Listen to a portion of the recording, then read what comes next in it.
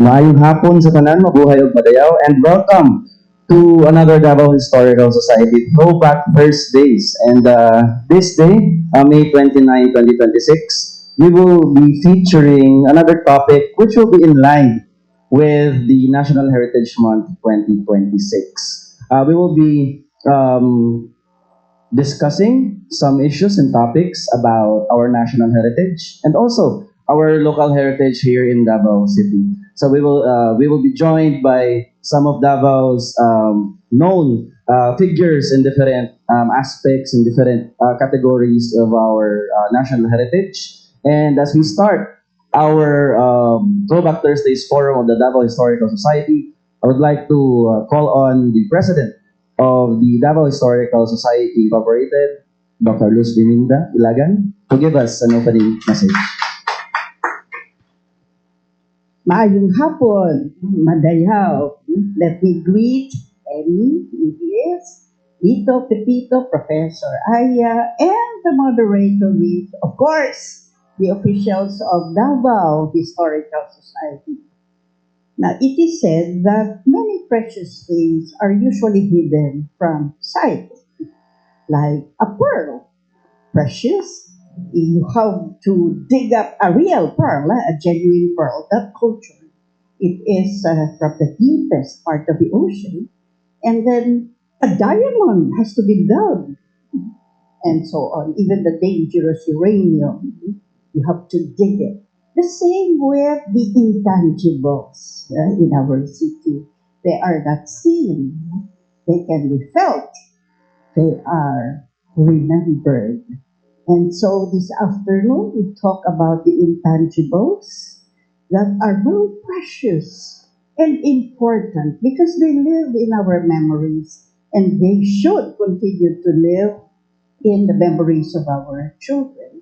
So welcome to another Throwback Thursday of Davao Historical Society so that we can learn because learning should never stop. Good afternoon. Thank you very much, Ma'am Ilagan, for that very wonderful message. So, once again, my name is Rhys Lacia, coordinator of the Institute of Davao Studies sa Holy Cross of Davao College, and I will be your guest moderator na ako muna papalit kay Ma'am Pat May of DHS in this month's Throwback Thursdays. So, our topic for this afternoon will be about the unseen Davao, no? Yung hindi raw nakikita na Davao. Because when we talk about Davao and we talk about its heritage or kabilin, we often associate it with heritage structures, with figures, no? Individuals who have contributed in shaping the identity of Davao and the city as a whole. But this afternoon, we will delve into another aspect of heritage, which is yung hindi natin nakikita or hindi natin nahawakan, or the intangible heritage.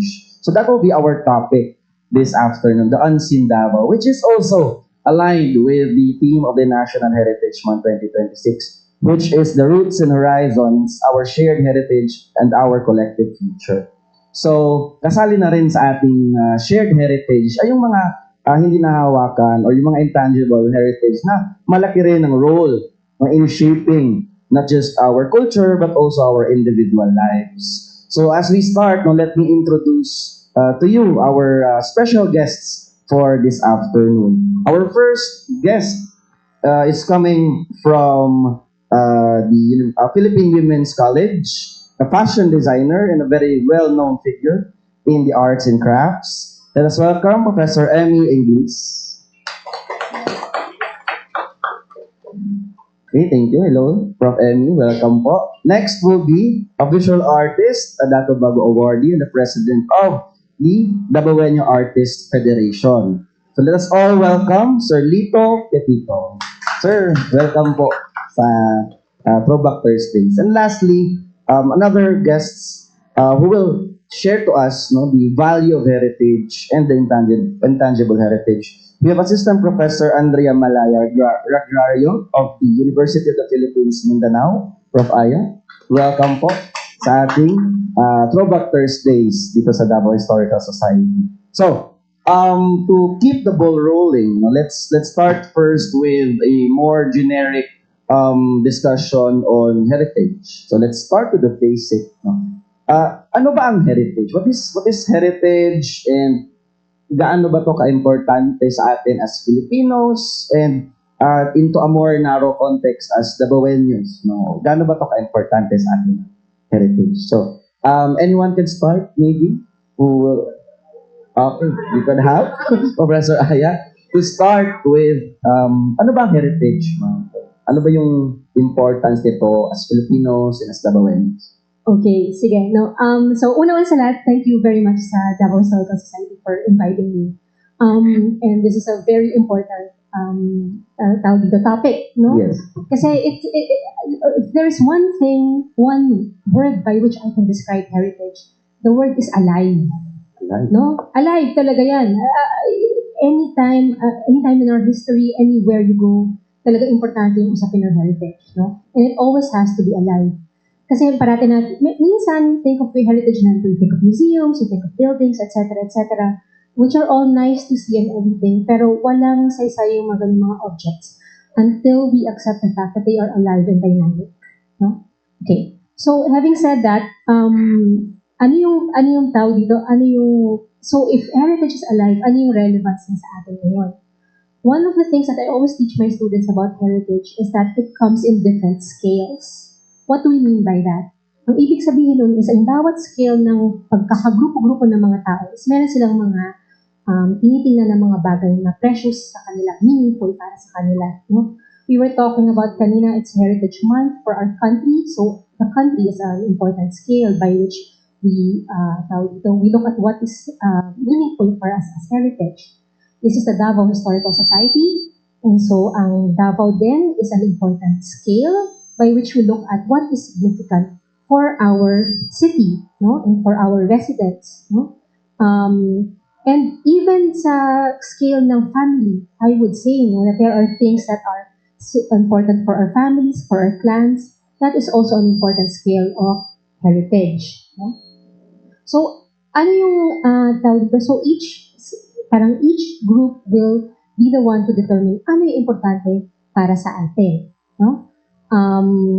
And so, for example, dito sa Davao, importante talaga yung question na parang how do we really ilalabas talaga natin yung Davao na identity when we talk about Davao heritage. And if that gains traction in other places as well, meron din tayong tinatawag na World Heritage according to UNESCO, no? And so, ang heritage talaga, it has scales ng mga groupness, and also it has scale in terms of time. What do we mean by that? We talk about kabilin, which is inheritance. And so, the idea is that heritage is something that we inherit from the past, we give meaning, and we cultivate it in the present para sa future, no? So, it's yun yung parang I would give you mga ganun parang concepts to think about heritage. It's scales of groups, and it's also scales of time, no? And so today we're talking about intangible heritage. Intangible heritage, as we've already introduced, is yung mga klase ng heritage na we don't necessarily see, no? Siguro yung unang nakais natin yung heritage, ito nga, mga heritage buildings, no, mga objects, etc., etc. But we have to always think about na parang how these material things around us are always the products of things we do not see. What do we mean by that? That is products of our thinking, that is products of our knowledge, that's products of our that's products of our language, no? Paano natin tinatransmit yung ideas that are behind that? Ideas are intangible also, no? And so, when we talk about intangible heritage, it is integral talaga sa lahat ng mga things that we see. Kunwari, our artworks, our buildings, pwede natin sabihin na yan na yung parang the final outcome of all of those intangible processes that happened before, no? Whether for us as individual creators or as yung collective natin, no? A collective city, our collective yung mga mentors natin when we were learning our crafts ourselves, no? So so that is what I can say about how these categories of heritage also overlap. Ayun, Ayun. So thank you very much, Prof. Aya, for that insight and introduction on heritage. And as you said earlier, it's about being alive, the inheritance that we get from our ancestors, passed down from generation to generation. And I've also wondered when we talk about tangible and intangible heritage, uh, are they really interconnected? Can a tangible heritage survive without the intangible, or vice versa, or they work together, like walang mas mataas? So That is a super good question. I would say no. Ang quick answer dyan is no. They are always entangled. No, lahat ng mga material things, tangible things that we see right now are the products of our intangible thinking and our intangible collective experiences. No, but may tanong ka na parang pwede bang merong i-consider natin na heritage object na parang hindi na natin, wala na tayong parang intangible na connection to that. That actually happens, I think, frequently, for example, sa archaeological objects. No? Because I'm also an archaeologist. For example, you excavate something in an excavation that was made maybe thousands of years ago na hindi mo nakilala kung sino yung gumawa. Hindi mo na makita hindi mo na ma-reconstruct yung mentality ng gumawa na yun. Ibig sabihin ba niyan is wala na tayong mabibigay dyan na mailalangkap dyan na intangible value, exactly, no? I would say na meron pa rin kasi tayo here at the present, in-effort natin na i-excavate yan at pag-aralan yung object na yan. Ibig sabihin, at the present pala, at this present moment, meron na tayo binibigay dyan na parang intangible na value, no? And so, I think that's a way of kind of like incorporating itong mga objects na to na parang to represent them here in the present, no? And to say na parang no, we still give this meaning, no? Ibibigyan pa rin natin to ng halaga para ipamana sa susunod, no? So I think it's always entangled, no? It's just a matter of how we also give it meaning today. Yeah, with that it's also, Ma'am Prof. Aya, I also agree na entangled siya, that one tangible heritage cannot be removed from the intangible value of it. And I would also like to ask, curiosity lang, in the context of Filipinos, ano kadalasan yung mga intangible heritage na palaging binavalue ng mga Pilipino? Mabigat na yung question. But I'm curious, no? How do we Filipinos value things? Sige. Kung subayon nato ang kanang definition dito sa UNESCO na ay 5 ka klase of intangible heritage, no? First is oral traditions. Second is performance arts, no? Expressive arts. Third is social practices, so that includes rites and rituals. Fourth is knowledge systems. Fifth is traditional craftsmanship, no? And so I think lahat ng yan is meron tayo, no? Meron tayo.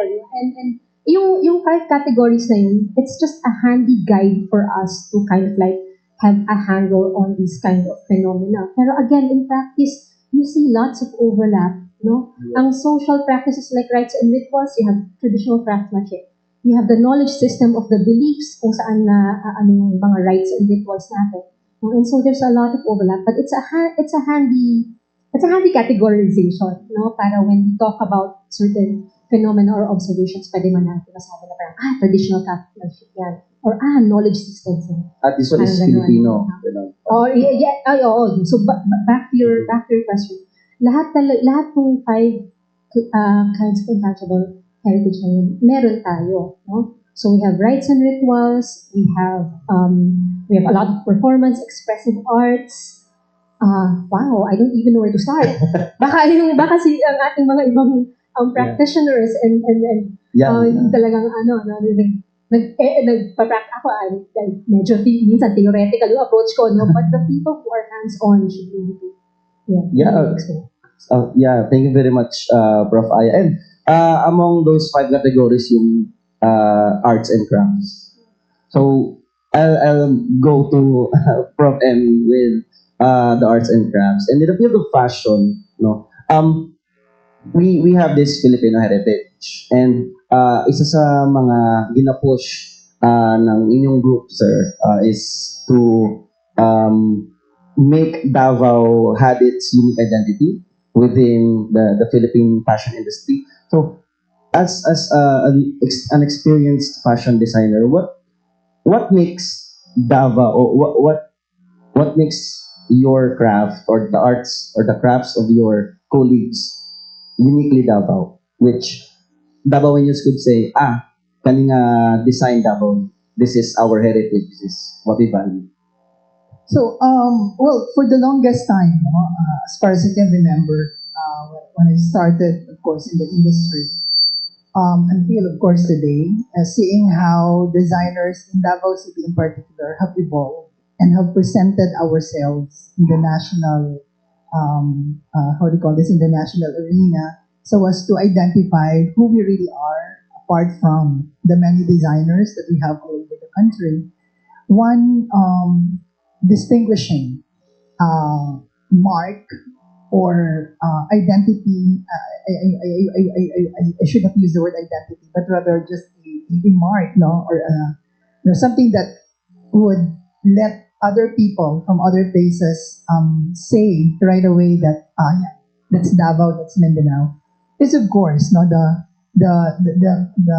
application of different patterns, no, embellishments, surface embellishments, inspired of course from our traditional indigenous crafts and arts, no, and that we have, I believe, no, our designers have painstakingly, I should say painstakingly, because it was not easy to just use them. No, for many designers, I believe we went to a great extent of course, immersing ourselves with them, in as much as we also understand the process, especially with the weavers, for example. That they have extra effort to transcend from our physical world to the spiritual world, just to negotiate with the spirits how they're going to make use, no, of the symbols and patterns, no. So in the same manner, also our designers, in all fairness, naman, most of our Mindanao and Davao designers have also gone that length, no, to do the same, so that when they borrow, these symbols and patterns, they know exactly that this is not just theirs, but it's something that resonates it's something that resonated from the main bearers of these symbols, no, of our heritage. So I believe that when people from outside of Mindanao or Davao would try to evaluate or assess, our placement in terms of the kind of, say, yun na nga, no, quote unquote identity, they would always say, kasi of the ethnic patterns, no, and they would readily attribute that to Mindanao or Davao. Alright? But I have also seen, no, especially very recently, no, with the younger set of our designers. Kasi if I have to situate myself, I think kung nasa etong group ako ngayon, there's two more generations coming right behind us. The most current generation, I suppose, no, has also explored a different approach in terms of making use of these inspirations, no? Because I think the second generation, the one that's immediately coming right from behind us, have really, how do you call this, established themselves with the ethnic patterns that you can see from their pieces. But these younger generations now are more, I suppose, they really have evolved. They're very dynamic. This is what I think I can attribute to a theorist before, na designers have to go out of our comfort zone and see what the open world has, and then we come back and contextualize it in what we have. And I think the younger generation has done so much of that. So they're the ones who are very aggressive and they're risk takers. No, they really went out of their way to leave their comfort zones, no, which is Davao or Mindanao, so that they can situate themselves, no, in a bigger perspective of the world. And they come back eventually no, to contextualize what they have actually found out, no, because they too are also in search of the issue or the challenge of identifying our identities, in as much as we had been doing, no, for the longest time. So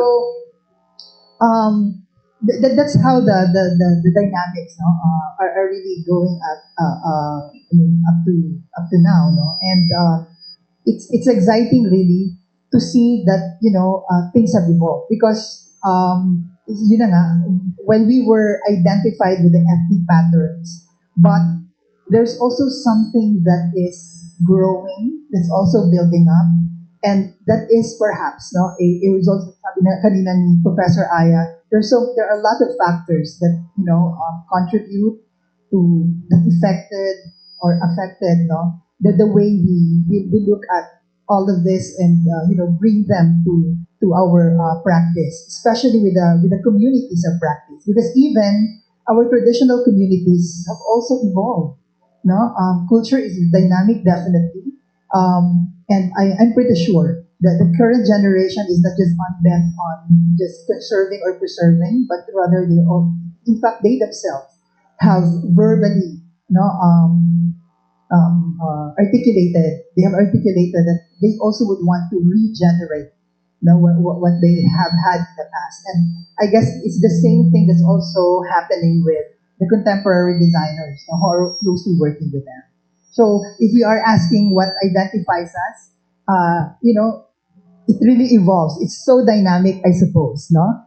While of course we still live with those ethnic patterns that readily tells the world that okay, that's from Mindanao or Davao, but there's more than what these patterns can actually, identify the designers or the practitioners. Thank you very much, Prof. Emmy. And I think that yung answers ni Prof. Emmy would really attest kung ano yung gustong i-elaborate pa ni Prof. Aya when talk about the entanglement between the tangible and intangible. Because when we talk about, halimbawa yung output, yung craft na ginawa nyo sa passion, so tangible na yun. But the process as to how to make that output was really based on the intangible aspect of heritage.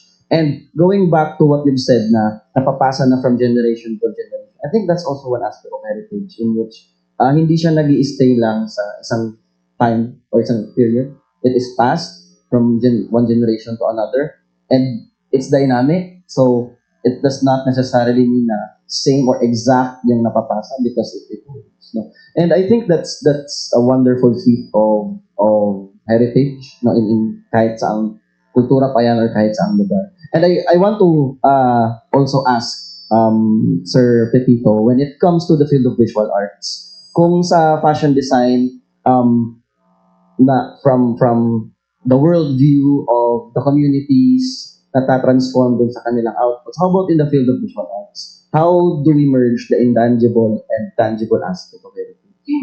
Okay, for so long a time, natuwa ako nandito si Ma'am Los. Because noong araw, we used to work with her in their action painting doon sa park.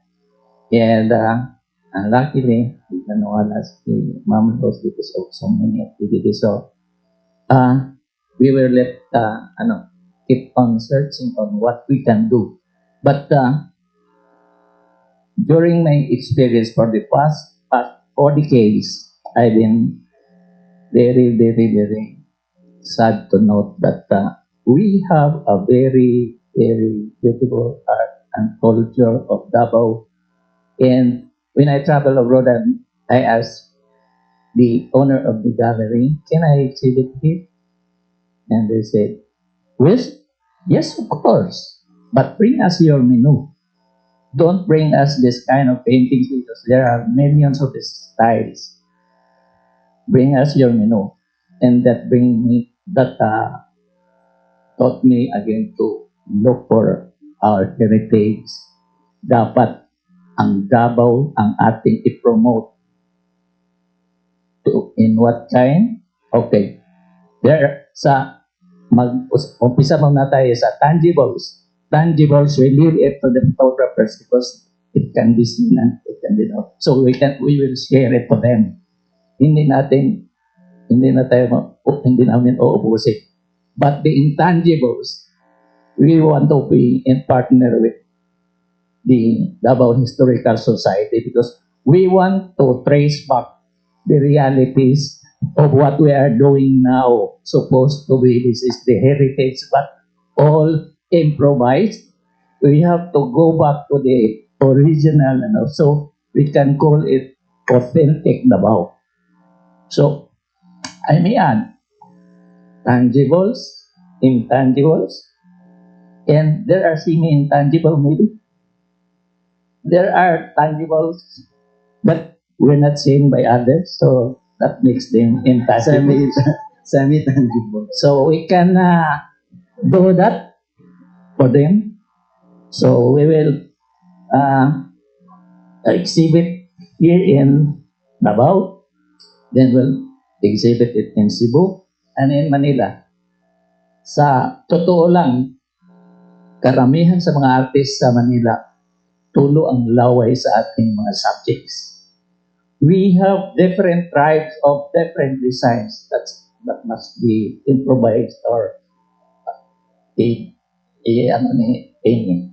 But sila magpunta dito just to take pictures, exhibit nila sa Manila, and they earn millions. And then, I asked my co-artist, sabi ko, bakit hindi natin pinta ang mga indigenous people? Ethnic na naman. Sabi ko nung araw kasi, kaya they shied away from ethnic paintings because how will you believe that a Bago woman wearing her attire for a great celebration or any nagsanggi og mais? Sabi ko, you are not doing it the right way. And then, isang si Datu Lito pang kasi, layuan mo naman yung kaibigan mo. Bakit? Sabi ko, maganda naman yung ginagawa niya. Ethnic tribes yan, no? Sabi niya, iba man sa ibang tribe man itong nakasuot dito, sa ibang tribe na nakasuot dito, sa ibang tribe na mayroon pang dito. Sabi niya, hindi ko matawag na matigsalog yan. Ang tawag ko dyan, matigsagol. Sagol-sagol. So, we need the guidance from the Davao Historical Society to correct what we are going to do. If we can trace back those intangibles, the rituals that were done before, a very authentic ritual, then that intangible will be unveiled by us. So, we can do as much as, because Davao Artists Federation is composed of 15 art groups. I said, if the 14 tribes of Mindanao, we can assign one art group to be, so we need your help to guide us.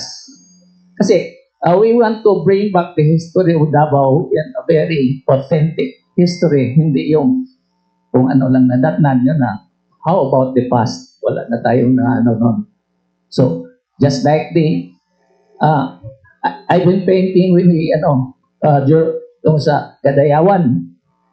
I thought yun na ang tamang presentation. Only to find out that this were designed by the teachers and other these are not the authentic attire of these people. So, we were at a loss. So, with maybe with the help of Amy to trace back the authenticity of this tribe. Si Prof. Yeah, because that's your line, di ba? But you can show to me this is from the very beginning. May evolution naman, pero that's your role to evolve. But it has to be Davao.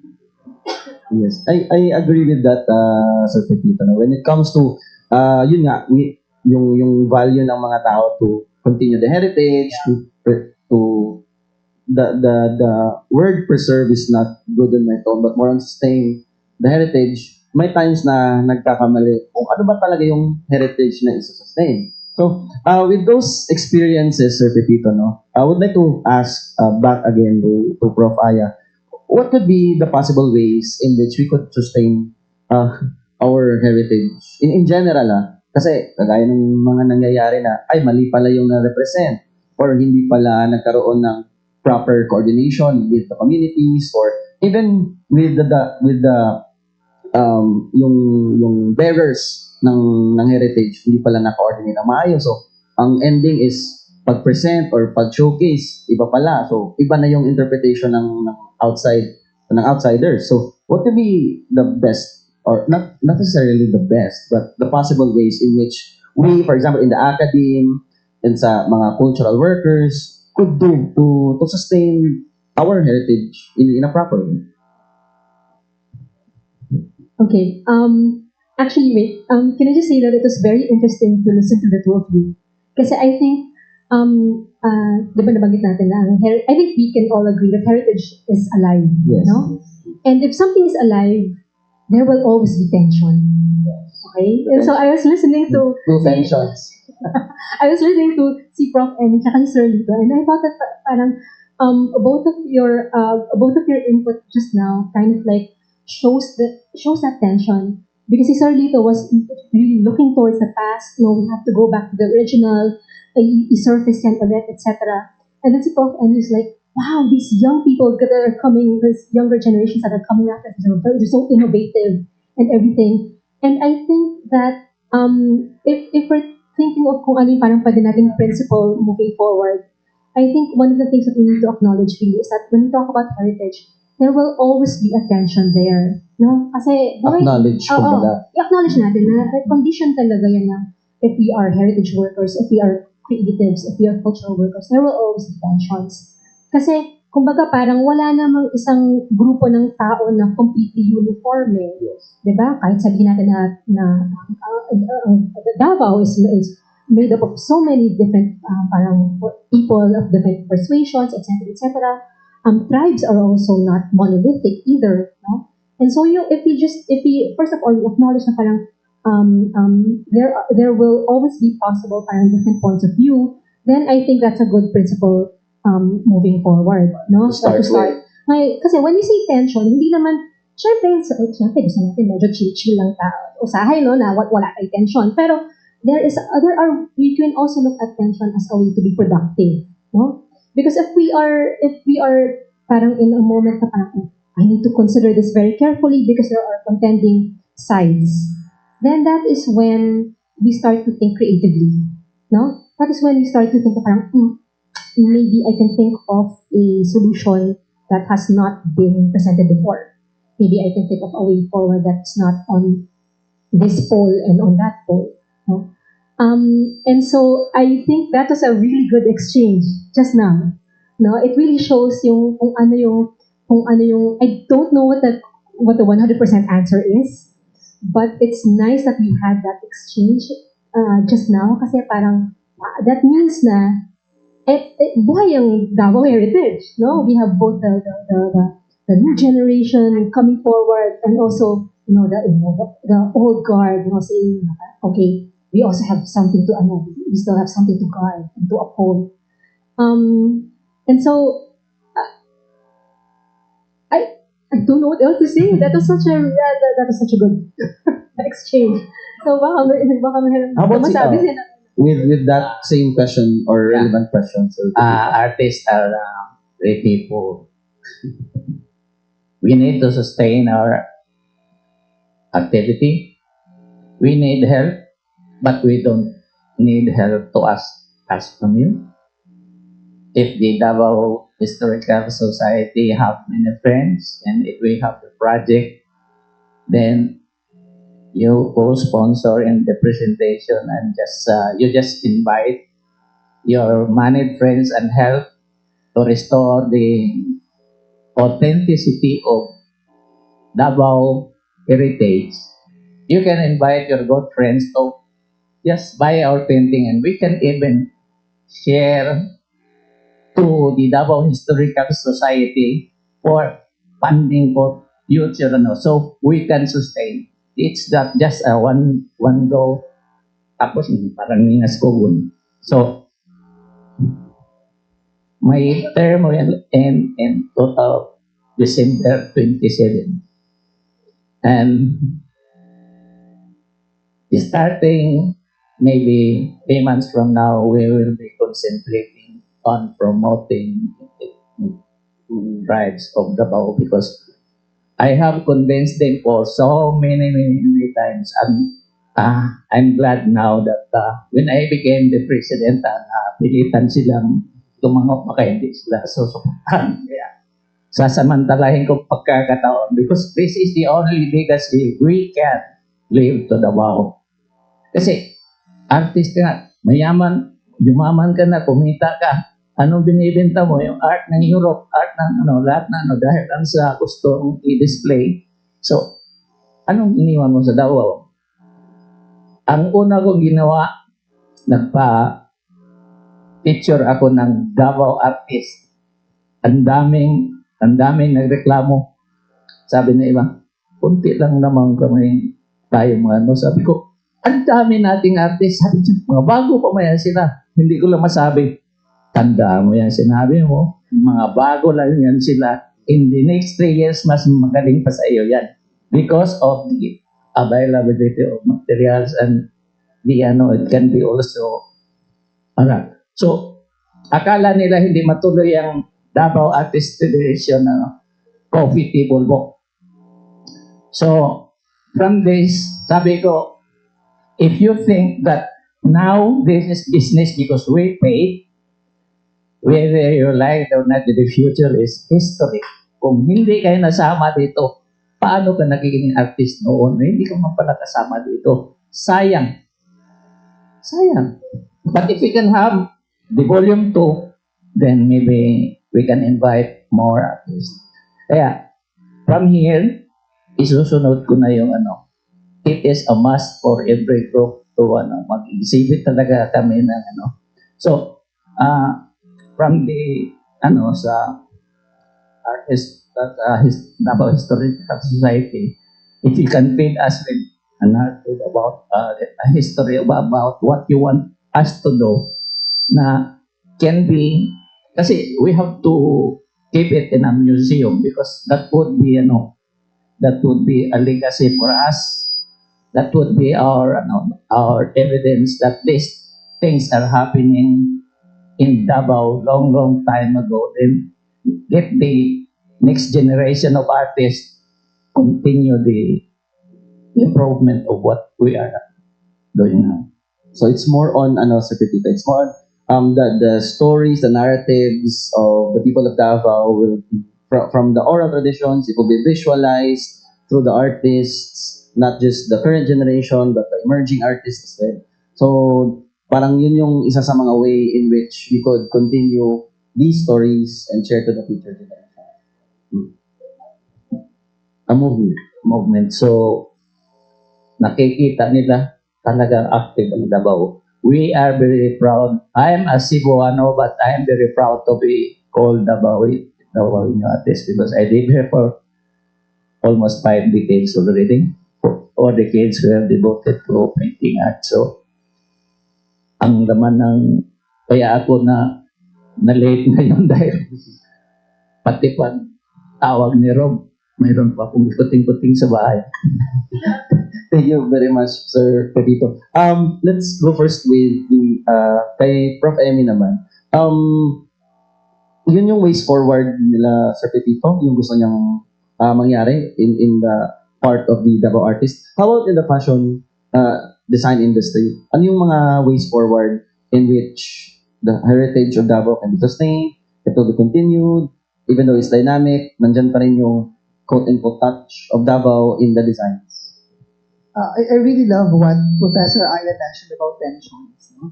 I do agree really that, especially with us, creatives, the contrasts and the contradictions, play a very important role in the process of creating. And I really seen that again, with the young generation of designers, how they approach, this kind of process. Well, they are very interested to find out what had been and of course to somehow validate the kind of authenticity in terms of what should be. No, but they are also uh, very how do you call this? They're very keen as well, in because there's not that much of parang sabihin mo, resources and also support system maybe not to be able for them to do all of this in their own little way. They're also trying their best to put this together. And currently there is an exhibit at PwC of Davao. The title is Fragments. All right? Because according to the students, and I'm so glad that the young faculty, sabi ko, I really have to step aside this time because I want to see how they, do these critical discourses and all. So the title is Fragments because according to them, they need to gather these pieces of morsels and funds. And when they do, this collectively will somehow create, the kind of direction or vision that they would want to, they would want to go to. No? Speaking, of course, in the future, right?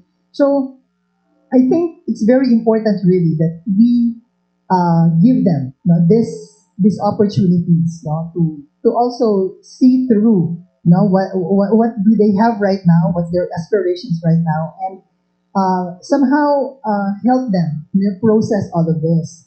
Of course, I don't want to compare, but in other countries, like for example, Malaysia, I came across one group. I think that's in Sarawak. Fashion design Yeah, industry. this is fashion design industry. They really have a compendium for patterns that can be used commercially and patterns that should stay as ritual patterns. So therefore, you're not supposed to use them. Yes, because that's really distinct patterns that are not supposed to be used, for whatever commercial purposes.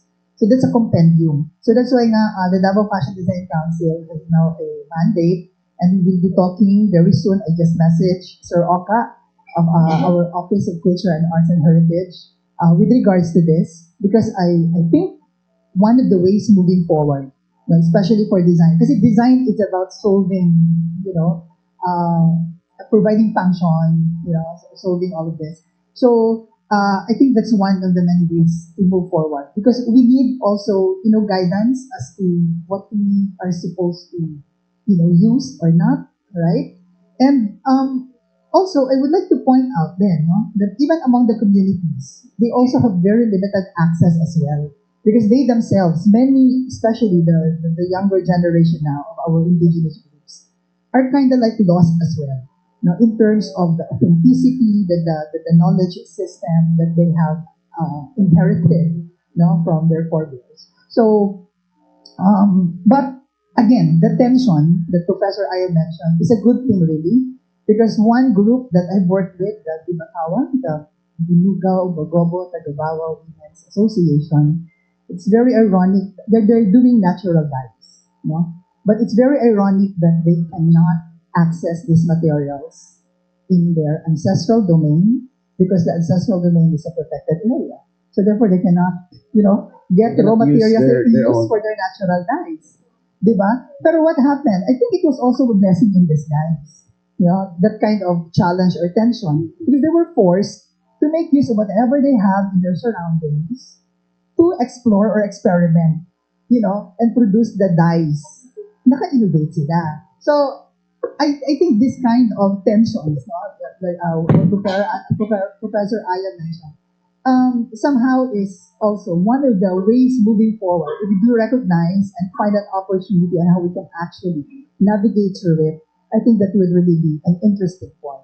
I just really hope that the academia will really have a very important role to play, because the younger generation is, really thirsty of, getting all of this.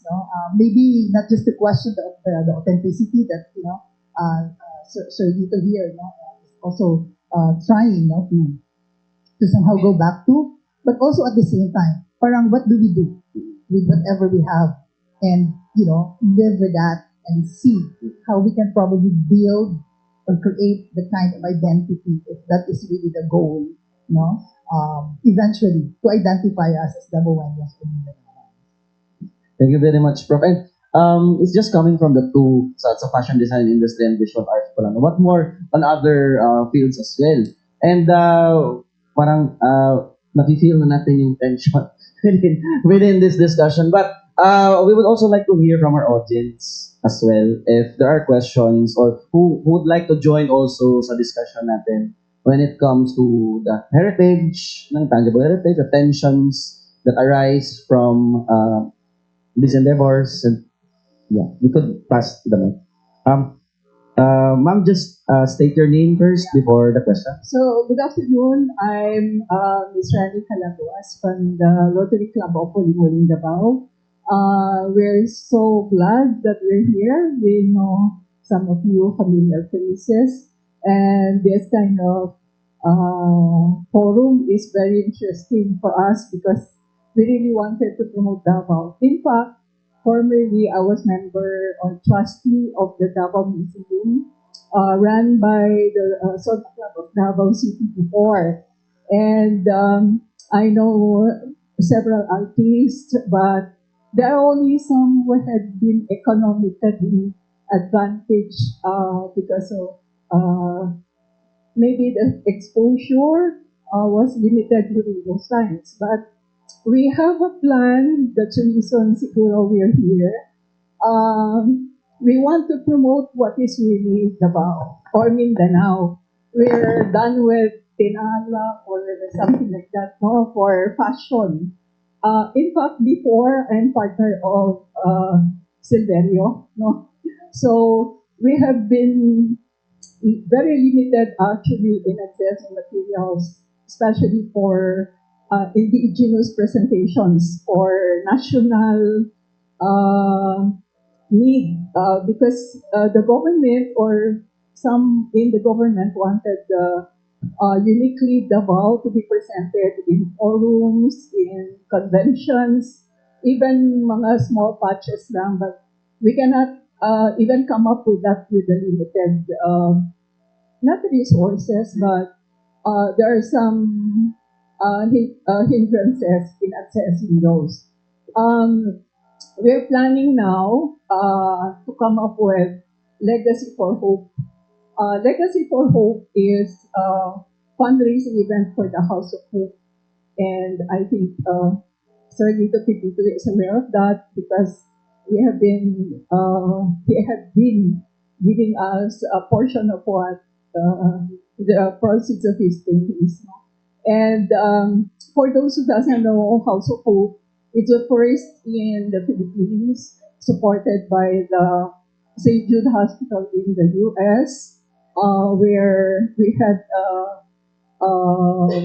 halfway house where the parents and the children actually it's a pedia cancer halfway house for the children and for the parents who cannot afford to stay in a hotel or with relatives in Davao during the treatment. So we've been with the House of Hope for 18 years. There are already more than 1,000 survivors. And now we're thinking of coming up with something that will give them more, some funds for the treatment. Actually, kasi the government had kind of lowered the budget for the medicines. We are all aware of what's going on. So as a civil society, we really have to do something. For the meantime, we have to raise funds. So we're thinking of something authentic and we need your help. Kasi legacy ito no? Legacy for hope. Ako personally, I was thinking of the material in a whole. We're coming out with joint venture with the fashion designers of Davao to come up with different designs. They will be having freedom in the design for as long as they execute it with the kind of legacy that Mindanao has. So we will provide the funding for the materials because we know that the funds will come in later. So it is prepaid. For those who will participate, they will already pledge an amount for a certain gown to be uh, done by the professional designers. So we're thinking of some amounts which is really not thinkable right now, but a huge amount to help talaga the House of Hope. So with the National Historical Society or the Davao Historical Society and the fashion designers and the artist group, we enjoy maybe a joint venture with you, and especially for the needed information to keep effective because this is legacy and we'll do it one time lang. And I salute Artist PEPITO because hindi masyadong kumikita yung mga artist na iba na sabi nga, we have to sell Davao. If Manila can sell us with the proceeds millions of pesos, how come we cannot sell Davao and raise those needed funds na we really have to be together. Thank you po. Thank you very much, Ma'am Rhys. So, any insights from the speakers with regards to collaboration or interest to venture with the Rotary Club?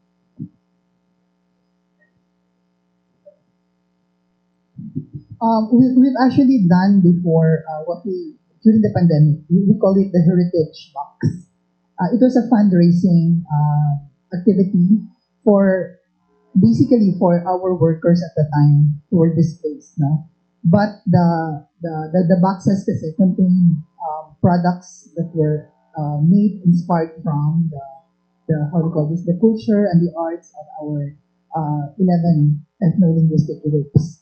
But very distinct was the Bago Tagabawa Pangulabe or Giving, no? That were integrated in the masks, the jackets, no? And also there was this piece naman done by a local accessory designer, Kay Pando, using polymer clay.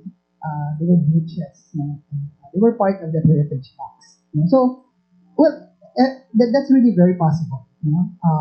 To do collaborations and yun nga lang, kailangan there should just really be a process to do that so that we don't also leave the artisans wanting. Kasi yun yung problema in terms of attributing credits. No? And I'm happy that ngayon, parang nasa consciousness na talaga ng mga artists and designers to really give due credits to those who actually did all of these products. No? So, maganda yun. No? Kasi in fact, I've seen also in other countries, there was one group that I was so interested about because they were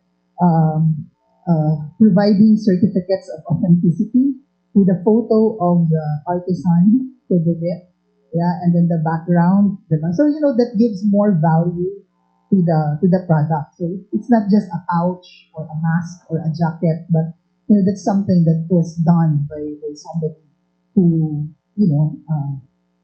who just went beyond the heritage, but also to build up a kind of industry that would contribute greatly sa mas malaking economic impact. So I believe yung na-mention ni Ma'am kanina, that's really very possible. But I also would like to share then that other than this, I think it's also interesting that we look also into our different materials because Mindanao and Davao in particular, meron talaga tayong distinct na mga raw materials na wala sa iba. That in itself is already something that is part of the heritage that maybe we didn't really see. And in particular, for example, the banana fiber, yes, that we can use in many components, and also abaka, which is the strongest fiber in the world, and the Davao region is the second biggest producer of that. But we hope that really maximize that. Even pineapple, because we also have pineapples here, and I was so disappointed at one time when I went to Singapore. There was one company who was buying all our post-harvest pineapple leaves. I thought all the while they were just using it for soles of Nike shoes. But eventually they developed more than 24 variants of textiles using our, banana, pineapple leaf. So sabi ko, bakit hindi na lang dito sa atin? No, so they actually buy all of those, but they process it in Vietnam or Malaysia. So bakit hindi na lang dito? Because andito na, di ba? And yun the irony, we the designers, we have to access it once it's already done by them. Baliktad, no? So parang mga pearls lang din, di ba? We have so many pearl farms here in the Philippines, but they're contracted now with the Japanese. And even the pearl farm owners who could not even buy from the produce of their farms. So whatever is reject in Japan, once they sort it, are brought to Hong Kong, and that's where the Filipino jewelers will go and buy. Diba? So, One of the irony. realities. These are the realities, the tensions. No? Yes. But, this is really a good starting point, Professor Aya. I really like this conversation. Prof. Aya, what's that? I think we're Thank you, heading Prof. heading into a part of discussing heritage that is ito na talaga yung it's a whole what you call this, it's a whole sub-study sa heritage studies, yung heritage industry na tinatawag, no? Kasi lahat talaga ng heritage natin, exactly, it's a reality na if we want to keep heritage alive, we really have to find ways by which to make it sustainable, nabuyot talaga siya, i-promote talaga siya, no? And so we have a lot of these experiences on the ground. I really appreciate yung sharing yung kanina, Prof, and about the how the Bagobo community, yung they innovated this new way of creating a dye, no, to kind of like go around that prohibition. It's a productive area. Yun, isa pa yun. That's another thing, no. So we're talking about heritage industries. We're talking about regulations both in the private and the public sector as well. So all of those things will impact talaga yung paano natin titingnan yung ating heritage, no? And so one of the ways by which I think the academe can concretely contribute to that is to really document those instances well.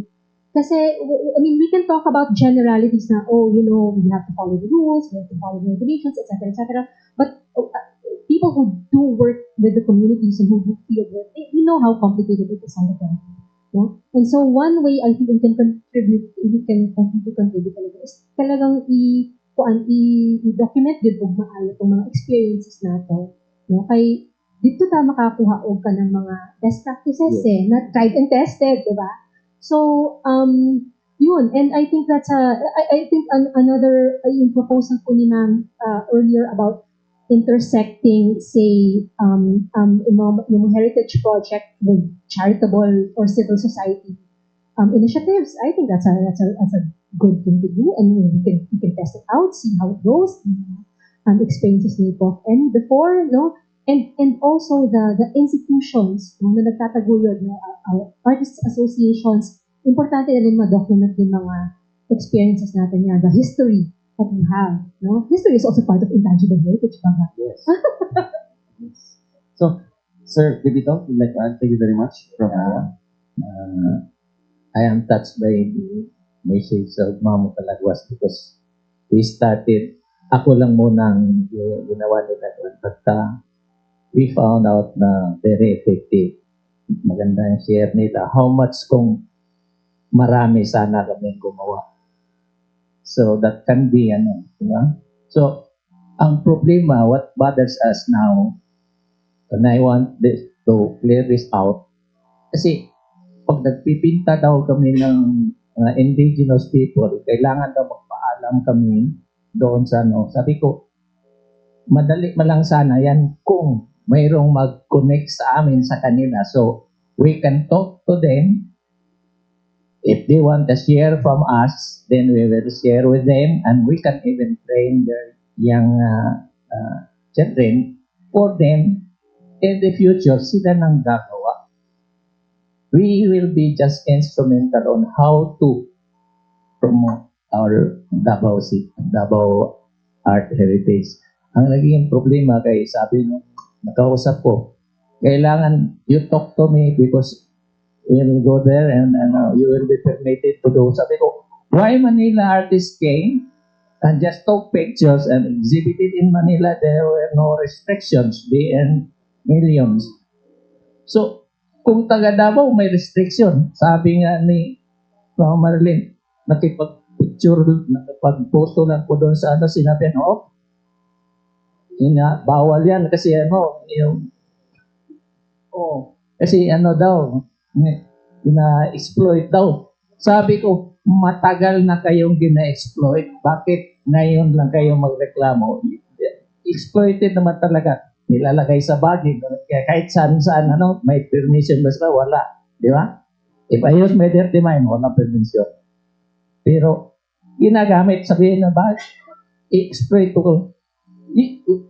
Matulungan namin kayo, connect to us. There must be somebody who will, be the bridge.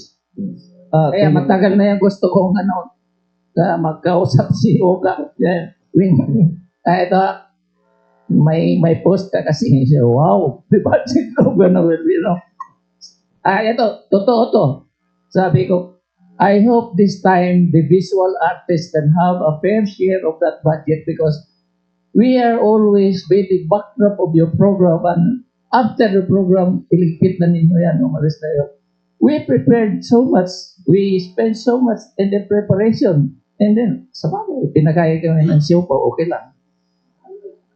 That's the dilemma of the artists. That's why, kung wala man lang tulong ang government, tayong mga institusyon na hindi kami hihingi ng pera sa inyo. Tulungan lang ninyo kami, imbitahin lang ninyo yung money friends ninyo.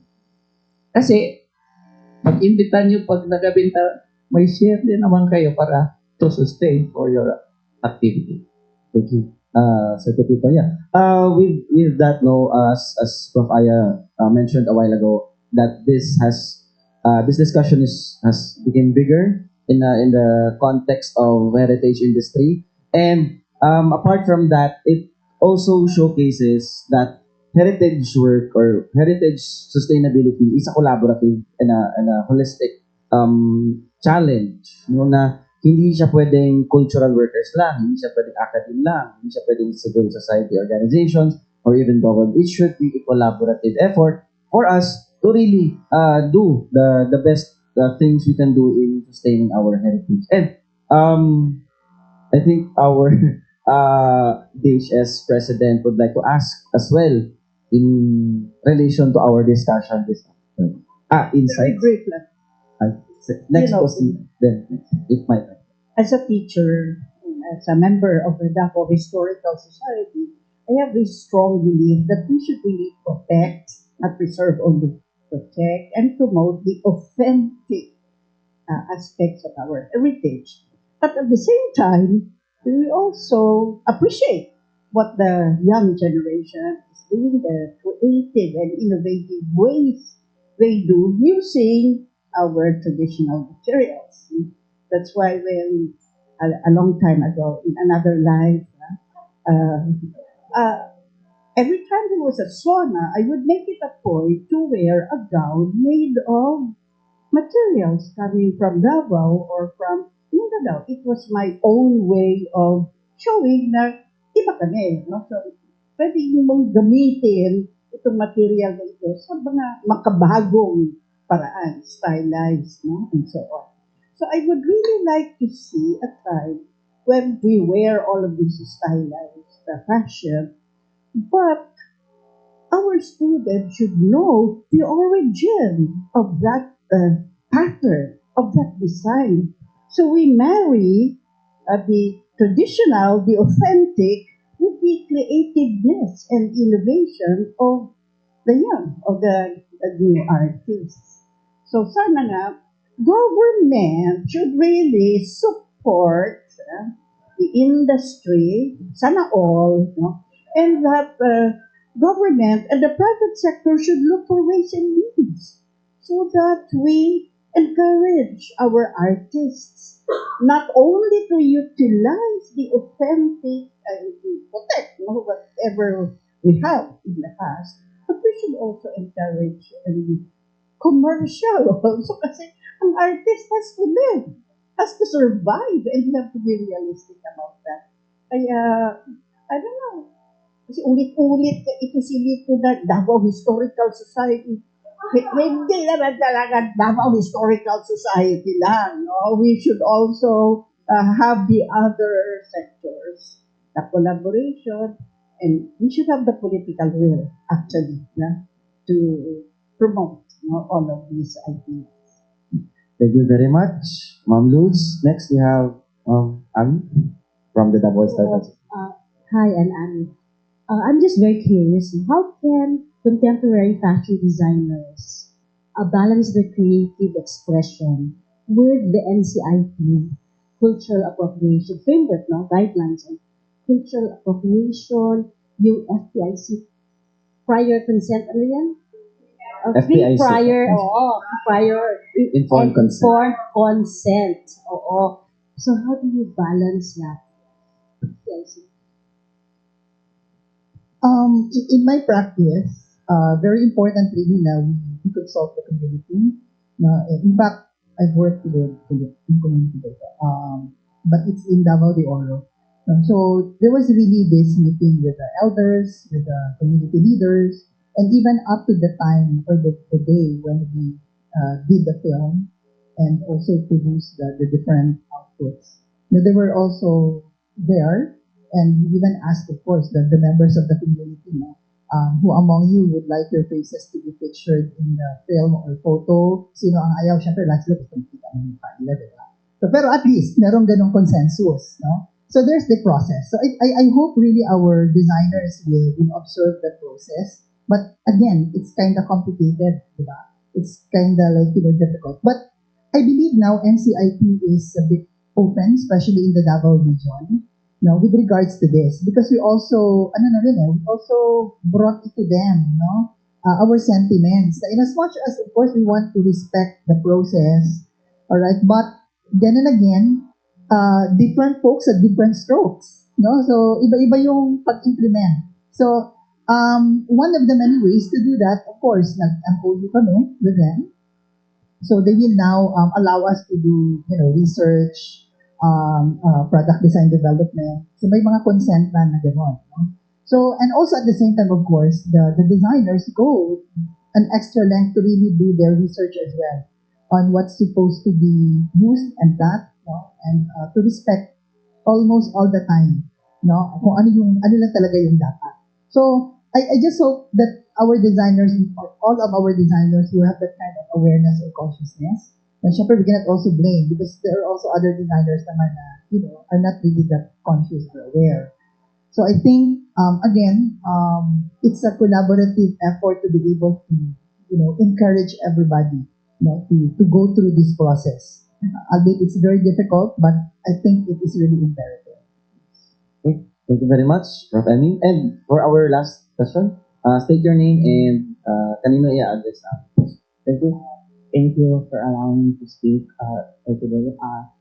Good afternoon, designer and Sir PEPITO and Professor Ian Rhys and to the Davao Historical Society. My name is Kyle Lugdo. I was just recently made a contributor of Davao the Past as well. And my question, and I'd like to discuss something before I ask my question is in light of the topic of intangible heritage. So for me, what would intangible heritage be? So I'm thinking auditory, in language, maybe Bago, Plata, and Kagan, which are actually endangered, which only have close to fewer than 1,000 speakers, and how much are the populace of Davao? Or in song, for the Bago, the Ogong, or the chant, or the Gindaya, or the poetry, Sambila, and auditory forms of worship Panuga, prayers, and beyond auditory knowledge systems, so mental and thinking. And I think that's one of the more important intangible heritage. For example, I noticed when companies post advertisements of Davao, and then they have stock images or mga pictures of like mga indigenous people panuhay, pero like they're just using like random shapes and ano, and I'm thinking like, what's like the thought process behind this? They just like mishmash what they think as a caricature of what's Davao. That's what I was thinking. So actually, like I find that very interesting because even a simple shape can have like a lot of meaning, right? So for example, one of the most like gamit I think are like the triangles and the zigzag. And for example, you can draw a zigzag, but like if it's just a zigzag, like so what makes it like Bagogo or Davao? So for example, I found this like a list of Bagogo names for shapes, and the zigzag in Bagogo Davao is like suwe suwe. So the zigzag is also like one of the most common sa mga incised patterns if you look like at museum, ano, so like mga bamboo, and then they darken the incised patterns, and also seen in like mga duatalian na fishbone na and then I asked like Datu, what do you think is the meaning of this? And they have different opinions. Oh, if we copied it from nature, it's like the reticulated python or the sawa, or oh, it's mountains, oh, it's rivers, oh, it's like this. So I'm thinking like even like oh, a simple shape like that can have like a lot of meaning. But so like how okay aside from that, to borrow like a concept from ecology, like I'd like to ano the shifting baseline syndrome, which is like a psychological and sociological phenomenon where each new generation inherits a progressively degraded environment but accepts it as normal because they lack the memory or knowledge of past conditions. I remember reading the author of the Wild Tribes of Davao District, Educator, that like he was collecting these materials about Bago. It's interesting, like 1903 or 1904, he said that like 126 years ago, he's already commenting on how nag-degrade or nagawala ng technical knowledge or ano sa weaving. So even 126 years ago, he's noticing something like that. And so like with like I read what's this, an essay of someone. He said that culture is exploratory, not irredentist. But like with the backdrop of like colonialism and like cultural laws, what can we do for intangible heritage na we're not just like imitating or being like chameleons and actually like nice historical continuity. Okay. Thank you very much, Kyle. Thank you. Nice to meet you again. For the first time. And that Microton. was very insightful in a sense that giving us the historical background and the symbolisms that even shapes could even symbolize a very heavier value and the nuances attributed to it. And I think the best resource speaker to answer that is Prof. Aya. Thank you very much, Kyle. Okay, sige. Oh, okay. That's a very weighty question and statement, no? Okay. Sige. Where do I start? Ang iniisip ko, Kyle, is, kasi nag-meet na kami ni Kyle before. Ang iniisip ko, Kyle, is this. Parang there is, for us in this particular na parang point in time, historical moment, meron talaga tayong choice kung paano natin i-assess or i-evaluate yung nakikita natin sa surroundings natin, no, at this point in time. And so, one way is yung nabanggit mo na parang there's this idea na parang, oh, things are degrading, things are being lost, etc., etc. That's one way of looking at it. Another way, which I would propose that you can consider, is that it's not necessarily degradation, but just simply transformation. No? What do I mean by that? Ang ibig sabihin yan kasi is parang nagbabago talaga ang mga bagay through time. And one way by which things change is that some things really do get left behind or forgotten. Sometimes it's not always a bad thing in the sense na marami namang mga kung paano nagbabago yung kasaysayan. Meron talagang mga moments na parang iwanan na natin yan kasi it no longer fits the changing times, etc., etc. At nasa decision yan nung mga shall we say, mga actors or mga communities, mga individuals, no? And so, atas napansin mo na si Faye Cooper Cole was also of that mentality, no? More than 100 years ago, no? So, parang isipin natin na parang, wow, kung tama si Faye Cooper Cole at that time, nag-degrade na talaga edi, dapat in-expect natin na ngayon, na more than 100 years later, wala na sana. Pero meron pa rin, di ba? So, and I think that should give us hope na no matter what happens, no matter the transformations, meron talagang sumusulpot at nagiging resilient and all that. It's alive. Yeah, exactly. It's alive, no? And so, ang mas titingnan ko dyan is, wow, ano kaya yung pinipili talaga ng mga tao na ito talaga ipaglalaban ko to. Other things I can forget. Pero what do I want to hold on to until today? No, na yun talaga ipapasok ko sa mga anak ko. And that thing may not be the same as the one from more than 100 years ago. It may have already changed, it may have already improved, given bagong technologies, bagong perspectives. Ngayon, we get ideas from everywhere else. Not all influences are bad things. We are all products of all sorts of influences. And so we also have to take that into consideration. No? And so, yun ang yun siguro ang ma-share ko, no, about yung iniisip mo, Kyle. So I would think na imbes na glass half empty, medyo half full. We can look at the glass as half full, no? Yung perspective natin na parang, yes, of course, there are laws, merong mga kawalan, meron ding mga challenges, at meron ding mga parang things that yung outcome hindi natin gusto. But that's a fact of life, no? So, ang question nila ngayon is, ano talaga yung magagawa natin by ourselves, no? By ourselves as individuals and with our community, no? Ano yung pwede natin i-reach na mga objectives, i-reach na mga consensus, no? And so, that's why I think everything that we talked about being collaborative, about listening well, importante yan lahat eh. Kasi yan yung mga pwede natin i-enact talaga in the midst of mga changes, no? And bring something forward. Yes. Okay. Thank you very much, Kapaya. Sir, May Pepito. dagdag ko may sandali din. We were discussing tangible and intangible. There are tangible that are solicitable.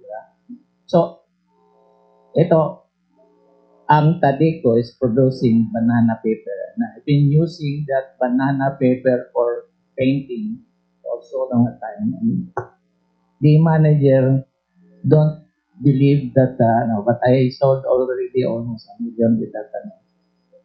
So, if we can connect with Tadeco to use this product for our, kasi we are promoting Davao and banana paper of Tadeco is from Davao. So we have to be proud of it kung gamitin natin pag If they found out na mahirapan sila, I can teach them on how to use the banana paper for even in watercolors, acrylic. Early Ipon in Manila painted it in oil. There was a time na Gilbert Miraflor nag-eksperimento. Banana paper primed with gesso and canvas primed with gesso. Nung pinunit, mas napunit pa yung canvas kaysa doon sa banana paper because the banana paper intertwined fibers yun, so matibay. So sana mayroong makapag-connect kasi dalawang sulat ko na sa pero hindi natin nakikita. Sige lang pangako, magkita tayo. Hanggang ngayon, hindi na lang ako siguro makakita.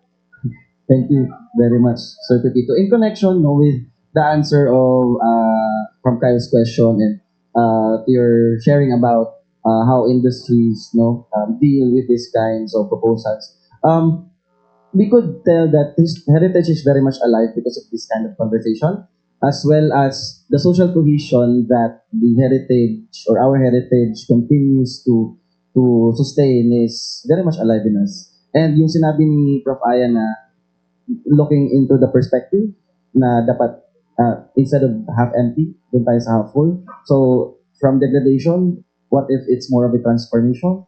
And what the people of Davao really value in its heritage at this point.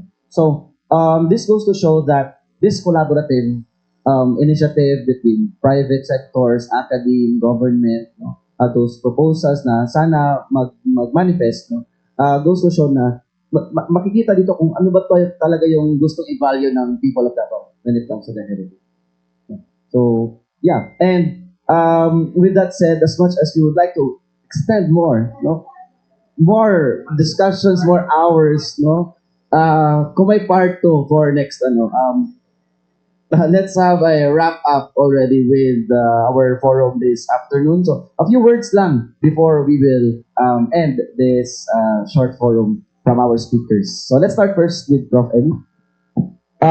Short words lang about the importance of heritage and how do we value it as people of Davao. So, of course, thank you to the Davao Historical Institute, a society, right? For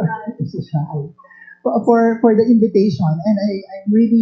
And I'm so honored to be part of this panel and to hear, of course, the insights from Sir Lito and Professor Aya, and of course from our audience.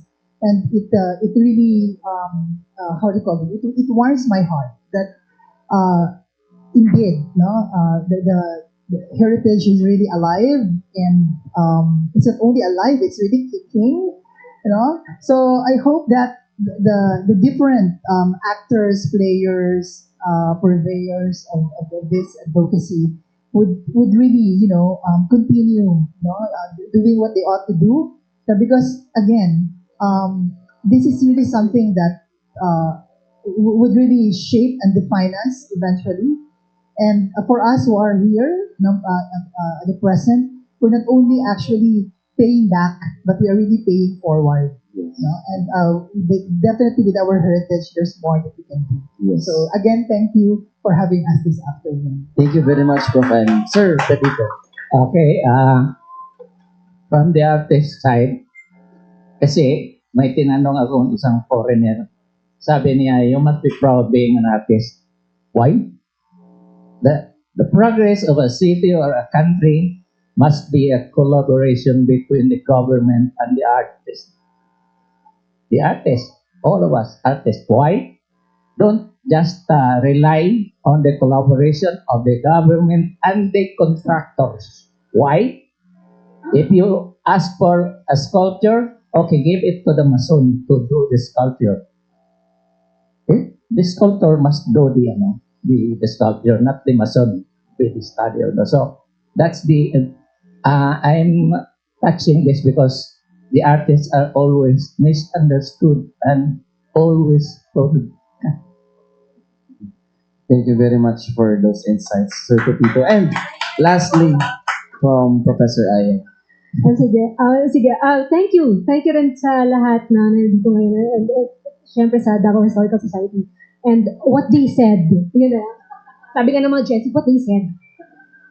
Okay. And with that, ladies and gentlemen, as a wrap up, thank you very much to La Herencia for Sir Rob, for letting us host this place. Thank you very much for your full 100% support. And yeah, it's their 5th anniversary po sa La Herencia. So shout out po. Also, I would like to thank our speakers, Davao Historical Society, yung mga audience na nandito, to Mindanao Times, and to Kadangpan Digital Network for the live stream. So once again, this is Davao Historical Society's Throwback Thursdays, the unseen Davao, and hopefully may nakita tayong a little bit of this intangible aspect of Davao's heritage. So once again, my name is Rhys Lacia, the coordinator of the Institute of Davao Studies of Holy Cross of Davao College, as your guest moderator of this month's Davao Historical Society's Throwback Thursdays Forum. Daghang salamat, maayong hapon sa inyo.